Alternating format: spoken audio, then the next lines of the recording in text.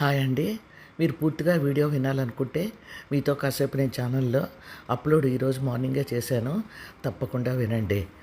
నేను ఈ వీడియో ఎందుకు చేస్తున్నానంటే, మనిషికి తన మీద నమ్మకం ఉంటే ఏ పనైనా ఖచ్చితంగా సాధించగలడు అని పవన్ కళ్యాణ్ నిరూపించారండి. 10 ఏళ్ళు ఏ పదవి లేకుండా రాత్రింపగళ్ళు కష్టపడినా తనకు ఆరోగ్యం గురించి, తన సినిమాల గురించి, కోట్ల సంపాదన గురించి ఆలోచించకుండా జనం కోసం ఆయన పాటుపడ్డారు.